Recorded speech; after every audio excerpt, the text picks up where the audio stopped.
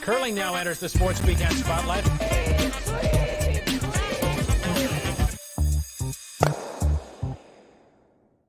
Hi again, Good evening to you, Colleen. Yes. Are you frozen? Are you there? No, What's in your here. mug? Are you?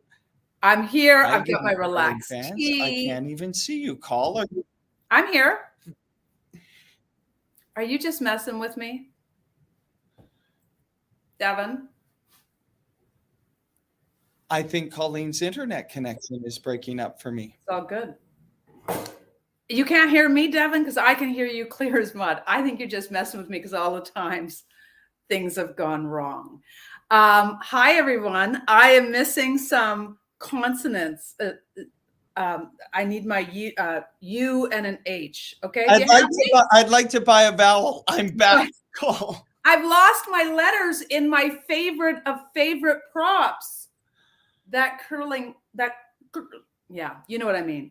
Well, I can't wait for tonight's show. Big show. We've got Brad Jacobs. We've got Sherry Anderson. We've got Kevin Koe. Should we get right into it? Hi again, curling fans. Always great to hear from you. Let us know where you're tuning in from. Hi, Call. We got the Magic Jukes tonight. I'm glad you got the memo. Yeah, I did get the memo. I felt like a tube night, nothing like a fisherman's cap. Okay, listen, it's a chilly night in Toronto. It's a chilly night in Halifax. But hot somewhere. But it's 5 o'clock somewhere and it's hot somewhere. At a time. Let's get right to Mexico. Let's get right to Brad Jacobs because that's where he is. I think it's about 26 degrees. Oh. Look at, yay. Okay, that's looking too good. And love the Tom Cruise glasses. Yeah, Where are you? This is my rooster look from the new Top Gun. Nice. That's what I'm going for. Mr. Mexico Cups. Okay, before we get to you, we're going to roll the video evidence from March of last year, right, Dev? That you were so retired, so done. I mean, I almost introduced you as Tom Brady. Let's take a look. But I always told my guys over the course of the last number of years that it was hard for me to see past 2022. I really couldn't. And I don't really, I mean, I know why now. It's clear to me that I think I've made a really good decision because I am happy with it. But yeah, I just wanted to give it everything I had for our current team up till 2022. And I've done that. I feel like I've done that and we've done that as a team and I'm ready to kind of just take a break. That's all. And I'm actually really, like I said, excited to kind of sit back and watch some curling, see how much I truly do love this sport and whether I have that hunger and that desire to want to come back or if it's something that, maybe is going to be in the rearview mirror for me. I really don't know, but time will tell. Papa Smurf. Now Mexico Cups. What happened? Hasn't even been a year. What happened? He's back. He's back. I'm not back. I mean, I'm a little bit back. I'm not back. There's a big difference between, what everyone does on the World Curling Tour week in and week out and that commitment to the slams and all the spiels and what I'm doing. So we can talk about it. Let's get into it. Okay, so tell us about the team. Tell us about the conversations. How back are you, Brad? Just a little bit. Hardly at all. I'm enjoying Mexico too much. We're coming down here 2 more times in the next 5 or 6 months. But how this all worked out and how it all. Uh-oh. Don't freeze there, man. Leaving us on a cliffhanger. There's a cliffhanger here. He might have to. There we go. Back? We got you. But we love the drama of you freezing right there. We couldn't. That just even. We were holding our breath. Okay, continue on. Continue on. I guess this Wi-Fi in Mexico is a little shoddy. Anyways, so yeah, I'm playing playdowns. That's it. Just playing men's playdowns. So you guys saw the team: Jamie Broad, Kyle Chandler, Jordan Chandler, and myself. So we got to know Jordan pretty well last year when we played with him at provincials. You guys might remember that when Mark was away with Team Gushu, Team Canada at the Olympics. We needed a spare, and Jordan stepped in and spared really well. We got to know him really well, like I said, and he really did us, a huge favor back then, and stepping up and playing with us and playing as well as he did. And this year, recently, he reached out to me, and he was basically he needed at least one guy, maybe two. And I hummed and hawed. I thought about it, and I basically said, "Look, I'll play provincials, and that's it." It took me about a solid week to make that decision, and lo and behold, here we are. Nice. Okay, but hold on. What happens if you win provincials? Well, then I guess you're the Brier, and you're going to be the snack guy, Devin, and I'm going to be the coach. Okay, yeah. What happens if you win provincials? I guess we would have to go to London, but it's going to be tough. Like we've never played together as a team. We've never even practiced together. We're going to have to try to do a little bit of that so we don't embarrass ourselves. But hey, you know what? Everyone's capable. Everyone's been playing the sport a long time. We just got to try to figure out a little dynamic and go out there. And at the end of the day, it's zero expectations. We're going to go out there, throw a team in, have some fun, and just see what happens. Well, I can tell you right now what happens because Madeleine Dupont won in the Europeans with zero expectations. Just wanted to have fun. And voila, she's the European champ. So maybe zero expectations is the secret to life. I think that's the secret right there. You nailed it, Colleen. Mm-hmm. Wow.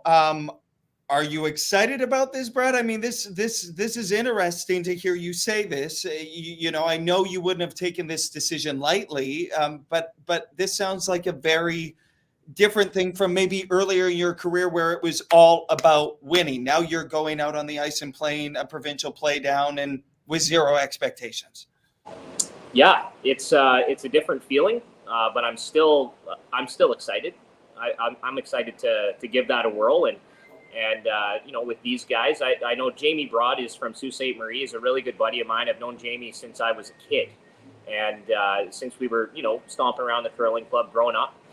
So really great guy, really good friend of mine. And the Chandler brothers have been knocking on the door in Northern Ontario during playdowns and other spiels too for many, many years. And we've played against those guys since we were teenagers. That all started back in the high school days, even before that. So, but like I said, it's just no expectations, no pressure. Let's go out there and have some fun. And this is one of the reasons why I did this, you guys. I can do whatever I want. You know what I mean? This little opportunity came up, kind of talked to my wife about it, talked to the guys about it, and said, you know what? Sure, let's put a team in playdowns. Awesome. See what happens. When was the last time you played for fun? Because the expectations ever since you won Olympic gold have just kept growing. Yeah, sure. You know what? I realized this year, not playing competitive men's, I hadn't been to the curling club in the evening for like a decade. Wow. We would always practice during the day and or do our best to practice during the day. And we took our team out of men's league because that just wasn't serving us very well. And to go back to the curling club and spare, with Michael Al's team and a couple other teams out there in the men's major league has been a blast. It's been an absolute blast. Seeing all those faces again, everybody's a little older. But all the same faces and guys are out there, and it's really cool to reconnect with everyone. Let's talk about the grind. It seems like every single weekend I can watch, whether it's from a Stu Cells or anything on Curling Zone, the Morris Spiel, there was one in Alberta. I'm watching great curling every single weekend, and it seems like the same teams every single weekend. What is that grind like? Has it got way worse than sort of even when you started? I can't even remember when you started. You've just been at it forever. Not as long as Sherry Anderson, who's coming up later. But anyhow, what's that grind like? Weekend in, weekend out, little time with your family? It's tough. It's really tough. The commitment level just seems to be getting higher and higher. And you see the sport and some of the athletes coming up on the men's and women's side. They're getting younger and younger. I'm 37 now. That sort of 10 to 15 year period where I was part of that with Ryan and EJ and Fry and, Mark and other teammates. That was a huge grind. Oh, He'll be back.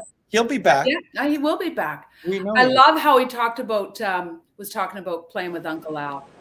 And he's back. Oh, I'm back. Yeah. So I don't know where you lost me or not, but it is a huge grind, a huge commitment. I look at some of these teams now and these players with the sweeping and I think of, what's the longevity like for the new curler these days, especially some of these guys and gals out there that are just reaping on that broom. Yeah. Week in and week out. You know, what's that going to be like on their bodies long term? And I see some of the shots that are being pulled off. And I mean, we've made a lot of great shots in the past and stuff. Don't get me wrong, but some of the shots that are being made today are mind-boggling. I've been sitting back watching some curling, and it's just crazy. Some of the things that athletes in curling are able to pull off now. It's unbelievable. Oh, he froze again. But let me pick up on what he's saying, because we showed his highlight reel when we had him on a couple of weeks ago for the mixed. Yeah. He was making those shots all the time. Right. I mean, so it's not like that's anything new. We were just talking about that highlight reel we showed where some of those shots were old. You've been making those shots. So it's not like the shots have gotten any better. I think we got to bring him back in there. He's muted himself now. He might need to unmute himself. So I can keep talking. You can keep talking. You know what? It's interesting to hear him talk about the grind, and I think he'll be back. Brad, are you there? Can you I'm here. Here. Okay. That's one too many thing in your cup, by the way. No more margaritas for you. Don't push any buttons, Terminator. Two quick things. Two quick things I want to ask you while we have you, and have a sip before you get ready for this. Have we lost some of the joy of curling because of the grind? Secondly, can you show us where you are and your background and like toques on a tour? Because Paul and I have our toques on. We wish we were there. Yeah, we wish we were warm. There's a little bit of construction going on over this way. Yeah. But Beautiful. I don't know if you guys can see that or not. We can see it looks warm. And why is it sunny there? Don't they get daylight savings time where it gets super dark in the winter? Am I stupid? Well, what time is it? It's 6 o'clock. 6:14 in Mexico. It's 5 o'clock. It's 5 o'clock. Well, I just want to hear on the joy of curling. Do you think we've lost some of it, Brad? Oh, I don't know. I think that depends who you ask. And I do think that the competitiveness, the commitment level, how hard it is actually the challenge of it all is really part of the joy, I think. And I mean, yeah, for the competitive athlete out there, you want it to be hard. You want to work your butt off for it. It should be difficult. But you know what? For me right now, I'm loving having fun playing some mixed doubles with Carrie Anderson, and shout out to her and her husband who stepped in for me last week, and they did really well in Winnipeg. So shout out to Kyle and Carrie. But having fun doing that, it's keeping me active. I really don't know at this point if I'll be back at the level that, you know, the Gushus and the Mowats and all those teams and the Dunstones. I don't know if I'll be back at that level or not. I'm having fun doing what I'm doing right now and spending more time with the family, going on hot vacations, and that's where I'm at. Oh, stop it. You got more talent on your baby finger than most curlers have ever had. So you can't help yourself but be great. You were born for this. Let me just remind you of that. But anyhow, so nice for you to take the time. And are you going to be at next week's Brantford Jones' birthday celebration? Yep. I'm going to have to dry out for 4 or 5 days, throw some rocks, and we'll be back at it. But it's Colleen's birthday next Friday. So that's all. But there's also... Have fun in Mexico. Get back to a few rocks. I think we lost them again. We lost them again. That's all right. To the beach. That's a good picture. Honestly, I think it's fabulous. I think they are going to be a dangerous team in Northern Ontario. What a thing, Call, to hear him say no expectations, all fun, when you and I heard Madeline and you and I have been talking about this in on the ice and in life. Look out. Yeah. The more you can lower your expectations and just accept what is and be in the moment. Whoa. It can be dangerous with that kind of talent that he's got. You want to talk about another curler who's been in the moment and who has been at the grind for a long time, excelling. Saskatchewan's own Sherry Anderson into the show now and at another Nationals. Sherry Anderson at the top of a standings board. Nothing new, right, Sherry? Wonderful to be talking to you. And you're on a roll again. Great. 7-0. Yeah, it's been going along pretty good here in Yarmouth, and the ice has been really good. and the girls are playing really well. So it's been fun so far. Sherry, how hard is it? I mean, seeing that photo of you guys with 4 on your fingers and now trying to go for 5, which blows my mind. Are you getting better with age? Well, I think we are actually a little bit, but it's going to be tough. We're 7-0, but that doesn't mean we've won anything yet. So we got to play well the next couple of days, and of course, like you got to win the right game at the right time, and that's the last one you play. So true. Yeah. Now with this next round, you've got Teresa Breen from Nova Scotia is playing well. Chantal Osborne from Quebec is playing well, and Joanne Rizzo tonight. Yes, that's a stacked team, isn't it? Yeah. All 3 of those teams are going to be. I mean, they're at the top of the standings, so those are going to be our toughest competition, I think, right now. So, we've had a couple of good battles. We had a really good game against BC yesterday afternoon. It was a close game. We were down and came back to win, so in an extra end. So that was a good time to get a nice close game and get some, stuff in there. So yeah, remember how to make big shots at the right time when the tight games like that. Deb? Sherry, Colleen will know this, but every time a great Saskatchewan curler comes on the show, I like to point out a great Saskatchewan curler. So always happy to have great Saskatchewan talent on that. Great. What's the magic of this team? I had the pleasure of covering you guys when you won a world title, of course, in Stavanger, Norway. But what's the magic, and what keeps you all wanting to chase the greatness that you guys produce on the ice? Well, I think part of the secret is we have fun. We enjoy each other's company. And I can't stress enough, we have fun. And it's fun winning. So, and we're all competitive. You all want to play. And it's just so much fun to compete in this event. They treat you so well between the host committee and Everest, the sponsor. They do such a great job that we just want to keep getting back and playing again. And when you're having fun, it's easy to play well and just go out there and enjoy the moment. So that's what we try to do. I thought maybe it was the Nova Scotia seafood. Well, I've had a lot of that, Colleen. I've had scallops every day. Thank you. Lobster the other night, a couple of times. So yeah, I've been trying to have at least one meal of seafood a day is my goal. And I've done pretty good so far. That's a secret to my longevity. But what is the secret to your longevity? Because I played against you all those years ago, and you're still going so strong. I always say, fun. I say chiropractor, massage, physiotherapist, witch doctor, all of those. Outstanding. So the drive for 5 is alive, Sherry. I talked about that world title, of course. You've represented Canada on the world stage so many times. Talk about what that means to you to be able to play this game you love. You really love it. And represent this country on the world stage. And I do love it. It's been a passion of mine since I was really young. And I think that's why I'm still playing, is because I love the game. I love the strategy. I love the physicality. I love it all. And you get to do it with 3 people that you enjoy your time with. And that's a lot of fun too. So it's all wrapped up in that. And and if you keep winning, and my roommate here is being bugging me right now.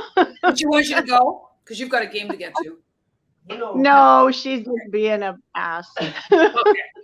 See how much fun. I know they have fun. I know how much fun they have. What do you like about the game today, Sherry? You've been at this you've seen the game progress. What do you like about the game, and are there parts of the games that you would change right now?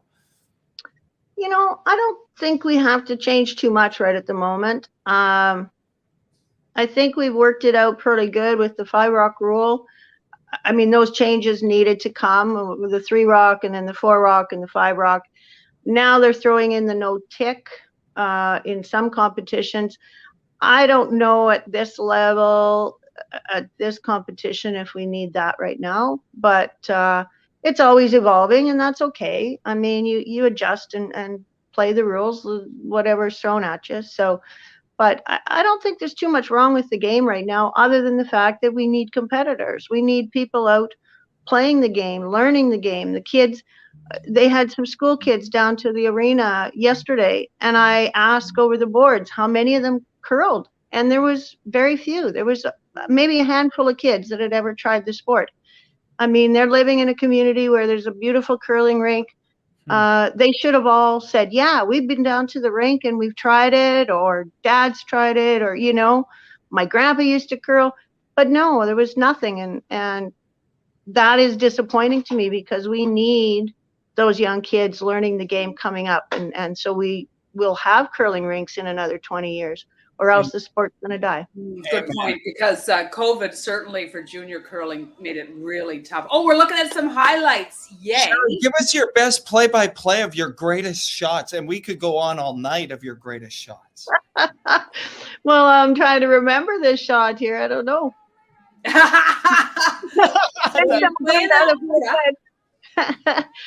well, I'll see what I'm doing here. Oh, I'm drawing for 2, I think. Yeah, I think I had a draw for 2 there in the first end, so that was good. It was a good start. On the button, draw weight dialed in. How many times have we seen that? You said the ice conditions are great, hey? Yes, they've been really good. They actually had some problems with the curling rink plant went down. The day we started that night, we had curled on the ice. It was fantastic. And the next day they had a kind of a delay for about 4 hours. It's been a little bit, maybe a little trickier after that, a little fudgy down the middle, but the arena ice has been absolutely great. Graham, the head ice maker, and his crew have been doing a really good job. And the curling club, there's nothing wrong with the ice. It just does get a little flatter than the arena did, but otherwise both rinks have been very well. Oh, you know, curling rinks, when you get to our age, Sherry, there's got to be a benefit of understanding how curling rinks can be a little bit challenging. Makes the ice readers all the more important. Listen, good luck tonight, and good luck the rest of the way. Yes. It's an amazing run you've had, and you're trying to keep it going. So, bravo. I want to yell Saskatchewan. Well, I'll yell Nova Scotia back. So Nova Scotia's she's got to get them first. Good luck, Sherry. Awesome to see you. Thanks very much, guys. Thank you.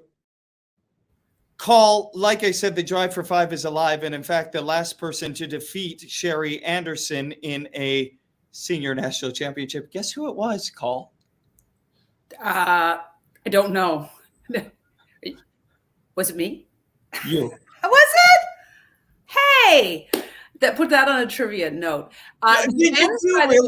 Do you really not know that? I didn't know that. It was you. She's the last one, the last 4, and you and her played in the final, and you beat her. That's the last time she lost in a final. You're not confusing it with the Scotties final? True. Was it a Scotties final? No, the senior. Oh, yeah. Because I played her in a Scotties final too. Well, thanks for that little tip. And won that one as well? Yeah, I definitely won that one. That was I was on fire that game. Once in my life, I was on fire. Randy Neufeld from Manitoba is on top on the men's side, by the way. He's perfect, and he's a former Canadian senior champ. Then quite a logjam behind him with Saskatchewan. And do you want to yell Saskatchewan again? I'm good. Nova Scotia and Ontario and Alberta. So it's a real dogfight on the men's side. Sherry Anderson, you can really see the love for the game. Always has had it.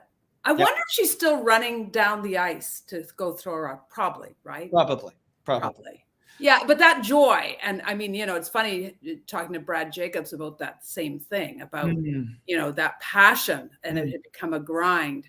For him to have found that again just by kind of sometimes less is more. Yep. I don't believe somebody like Brad Jacobs or Sherry Anderson, they could play less. Yep. Their talent is enough that they can get wound up again with just a little bit of practice time before. And funny, we've seen that before, didn't we?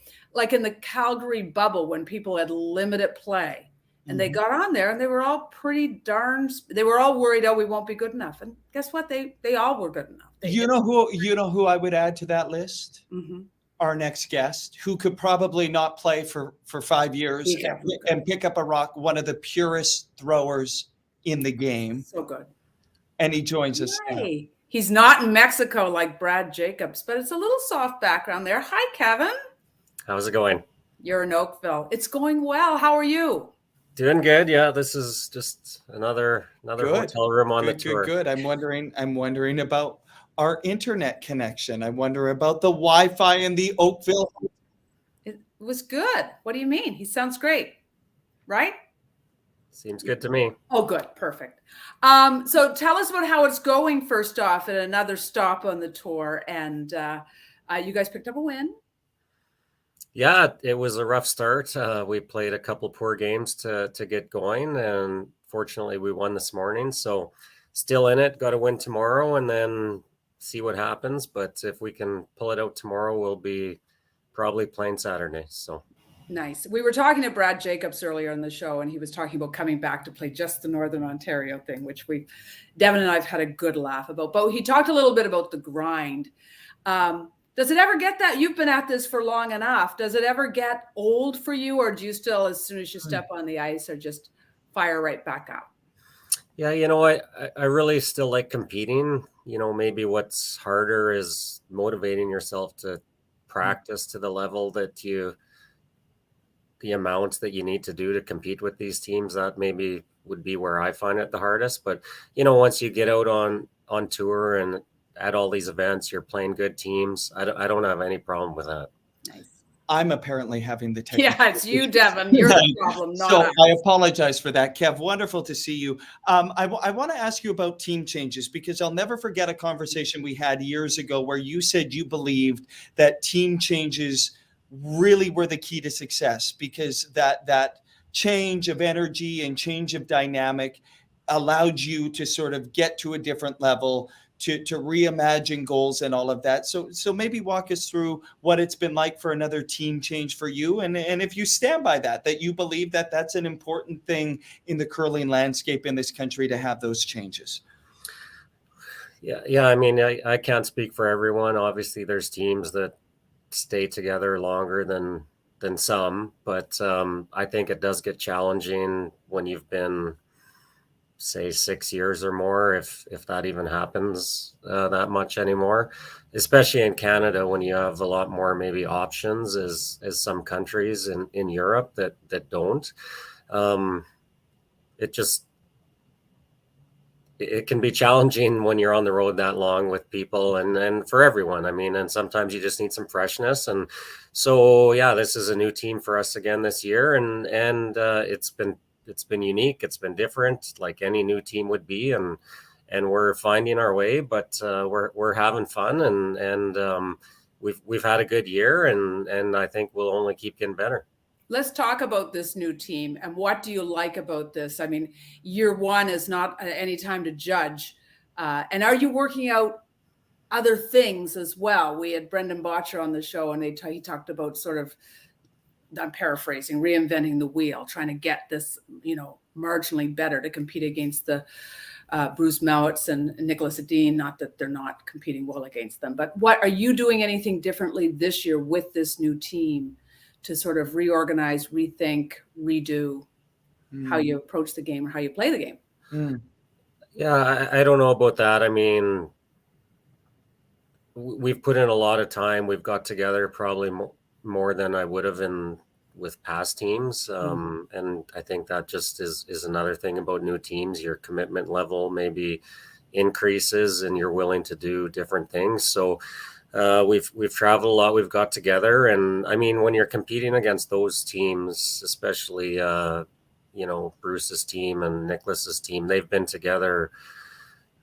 I don't even know the number of years, but you can tell when you're playing them, right? And ideally, yeah, that's what you're trying to get to, is that level. I mean, they're arguably the two of the best teams in the world for sure, and you're pushing, you're trying to get up to that level, and it's probably not going to happen right away. So, but I think that's to be expected for sure. And you don't panic when you're in whatever 2.5 months or whatever we are into a season.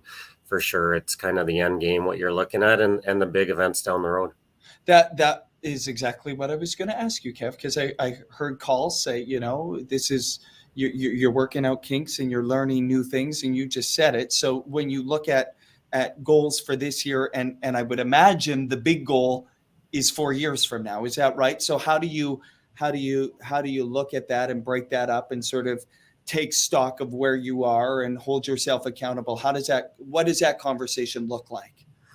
Well, I don't think you can have that yet, for sure. I mean, we're still getting to know each other, and I mean, we've had a great fall. I mean, we've been in the playoffs every event, lost some close, tough games, which is to be expected. You're playing good teams, so I don't know. I mean, obviously, it is 4 years from now is a big goal, but there's big events on the way. I mean, the Brier is probably the key point this year as far as the biggest event, and I really don't think you can have that conversation probably till the end of the year and have a good look back. And hopefully you can always reflect on an event and what you got to do to get better. But like I said, if you're panicking or making big changes with a new team right off the start, you're probably not giving it a real chance. Have you ever panicked on the ice? Like had such a pivotal moment where He's jumped. He jumped? What do you mean? Yeah, when he won Olympic trials in Ottawa, that was a big moment, Kev. No, but I mean in terms of panic. Have you ever had fear on the ice? You seem so calm all the time and so analytical out there, and that the way you see the game is phenomenal, and the magic you've produced over the years. But have you ever had fear of, I don't have it here today. It's just, you don't know where it went for that game, but.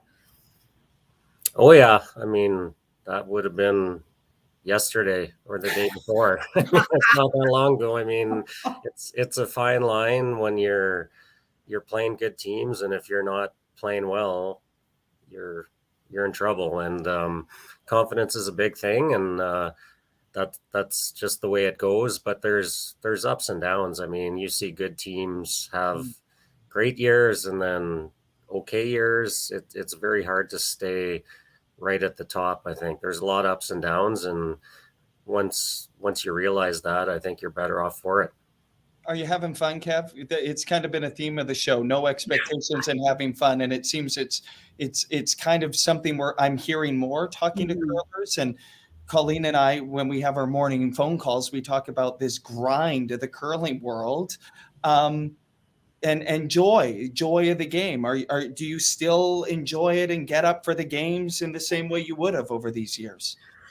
Yeah, for sure. I mean, if you're not having fun, there's no reason to be out here, I don't think. I mean, you could be living like Brad Jacobs down in Mexico, having way more fun than, living in hotel rooms and going to Swift Current and Red Deer and, all the hot spots. So there's got to be an enjoyment factor there for sure. And yeah, I'm still having fun and still competing at a high enough level that I've stuck with it, and we'll see how much longer that goes. That was the understatement of the year. What was your favorite moment curling ever? Oh, that would be a hard one, but I know too many. Yeah, it would probably be definitely probably the first Brier win. I think it was our first Brier to begin with, and all of a sudden, we're in the final and extra end against a great team in Glen Howard, and we had to draw a piece of the button to win it, and it had been such a grind just to get to a Brier, and then to come through. Really, I don't know if it was a big surprise, but it's hard to get to a Brier and pull it out when you're playing teams like that. So that's probably the top one for sure. How much has playing out of Alberta helped you? Just the breeding ground? Does it, so many great teams there. Has that helped sort of, when you were a little younger, make you go, wow, this is doable, this is attainable? But plus, did they make you better? I think so. I mean, that's probably the main reason we won our first Brier was, we'd been banging our head against the wall. You had two great teams in Furby and Martin, and it was hard just to get to a Brier. And then when we finally did, we didn't really know what to expect, but we knew we belonged there. Just we'd had success on tour and around the world up until then, so it wasn't a total surprise. But that definitely helped. And Alberta has always had seems like a couple top teams, so it's no different.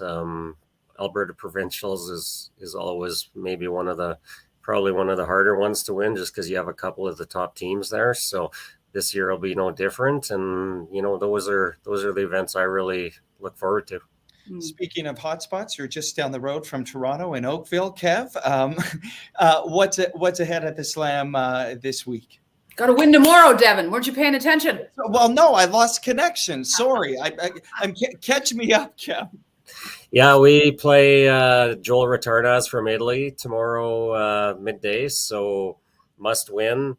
We played well today. We'll have to keep it going. They're a team that's really been kind of on a very upward trajectory, just having a great year. We've played them a couple times this year, so we'll be in tough, but if we can pull that out, be playing Saturday, who knows what can happen. Well, if you pull that out, I'll see you out there, because I'm coming Saturday. So win. So just keep winning. If you want to see Devin, hope to see you in person. And Joel and the gang, their eyes are already on those next Olympics in Milano. No kidding. Listen, good luck tomorrow. Pleasure to talk to you. You're awesome. Yeah. We couldn't even put together a highlight reel for you because there were too many. So we just said, no, we'd be here all night editing it. So we're not worthy. Nice to have you on the show. Good to see you, Kev. Thanks for having me. Good luck. To the point of the highlight reels, when I think of a singular curler that has provided too many heart-stopping, clock-defying moments. Right. That's it's drama on every front. Yeah. And he's just so cerebral, so calm, so everything. And he's just been a constant at this level of greatness for so long, since no different than a Wayne Madaw or a Brad Gushu, where it started in juniors. Right. You saw it there. Yeah. And that kind of star power and the ability to play well at the biggest moment has been so impressive from Kevin Koe over the years, and just an interesting team. I'm telling you, Call, when he was wearing the maple leaf at Worlds in Lethbridge, he made that quad shot takeout. Yeah. But I believe it was the same game, he made that in-off from a rock that literally was on a bumper. Really, in the same game to will Canada to the championship game. And he's a skip that says, come on, guys, get on my back. Right. I got you. And that's star power, like you said. Yeah, it really is. He's just he's a legend in the game. So nice to talk with him. And there's he seems to have no ego. Maybe it's there. You just don't see it. Anyhow, that's that. And now we've got to find the right coffee spots. So, curling fans, we're going to be reunited again, because Colleen and I and producer, so we're all hitting the road. We are hitting the road. We're going to Brantford because the Mixed Doubles Super Series wraps up the championship next weekend, December 15th to the 18th. We are going to be live in Brantford, Call. Mhm. Every day we've got a show from Thursday, December 15th to the 18th. And guess what, everybody? Mark it on your calendars. It's Colleen's birthday next It's on Friday. the 16th. Also, don't forget the others, John Morris and Caitlin Laws. But priority one is to find the right coffee shop. So let us know. The other big thing is that I have never met producer Soph in person. And she just told me that today. And I feel like I've met her before in person. Well, how many shows have we done? I mean, it's been. I know. I feel like she's always there. So, of course, I've met her. And when she said that, I'm going, OMG. We've never met. So we're going to do that too. And if you're in the area, if you're in the GTA, if you're in the area, if wherever you are, come to Brantford. Come join us, watch some great curling, drink some coffee or whatever, and have a great time with us. I'm excited about this call, this mixed double super series. It's been building, and this is a crescendo.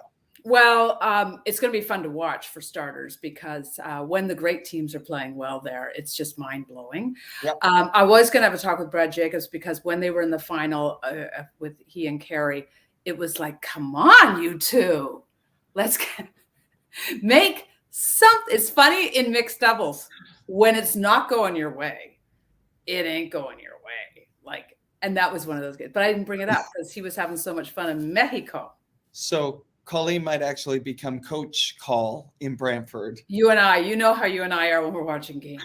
On the bench. We'll bring you all the sights and sounds from Brantford. It's going to be really exciting. We hope you tune in every night, Thursday, Friday, Saturday, Sunday. Okay, that's a lot of nights we're expecting you to be at this curling party. Absolutely. Yeah. Okay. That's a wrap. That was fun. I love that show. Yeah. Are we allowed to say, oh, listen, this is a big, before we go, and thanks, producer So, for everything. Yep. But the Canadian junior women's team is heading to Finland this weekend. Awesome. They play their first game, I think it's on Thursday. Okay. They need to qualify for the World Championship. Wow. I know, it's a big, nerve-wracking time, but last year was a disappointing finish at the World. So Canada's going to earn their way back. They're from my home club, Halifax Curling Club, except, of course, they have a new skip. You're going to find out all about that. But in their pool, and they're really, this is a team that embraces the opportunity. They don't see this as a problem of having to go over to Finland to qualify. They're more like, we get to another international competition. But they're playing a lot of new countries. And then, of course, that would qualify you for the playoffs. And you have to finish in the top three. I wonder. Kenya, Turkey, Poland, Brazil, Slovakia, they're in their pool. And then it's going to get a little more complicated once you get into the playoffs. But anyhow, awesome. Here is the story of the Canadian junior women's team, the changes they've had to make. Here's why. See you next week in person. See you, Brantford. Last spring, Taylor Stevens throwing the final rock to win the Canadian Junior Curling Women's Championship. It was a dream come true. Taylor knew going into the final game that she wouldn't get to play at the World Championships because by the time they happen in February 2023, she ages out of juniors. She's heading to Finland in a new role. I'm basically a coach now, which I've definitely never done in my curling career. And it's really weird, but I'm really happy to watch my best friends play on the world stage. Without Taylor at the helm, they needed a replacement skip. Enter Emily Deschênes, who plays in Ontario. She has traveled back and forth for training and spiels. There was some adjustment to get used to a new skipper. It's been different for sure, but we selected Emily knowing that she did play a similar style to us and that she is a very good curler. On top of finding a new skip, the team also found out for the first time ever in junior play, Canada would need to qualify to get into the Worlds. That's because last year's Team Canada finished too low in the standings, so this team heads to Finland on the weekend to earn their spot. The team is coached by Mary Matatal. A wonderful opportunity to be able to play in two World Championships. I think nice shot. It'll keep them focused on the World A, and I think it'll be a great opportunity for them. but they've got to get there first. They do. They do. We have to medal. We have to place first, second, or third. Definitely there is some pressure on that, but we're really focusing on one game at a time and not looking too far ahead. So first of all, we're just looking to make it to the playoffs. And if they can get in the top 3, they qualify for the Worlds. The Worlds are in Houston, Germany, the last week of February. After practicing and fine-tuning before they head to Finland last night, the team was presented with their championship banner to hang at the Halifax Curling Club. And those shiny new Team Canada jackets were on full display. It was pretty exciting. Seeing my name on the back with the maple leaf was undescribable. Personally, I'm so excited. Just trying to get like up and ready to go. It's gonna be so much fun. Colleen Jones, CBC.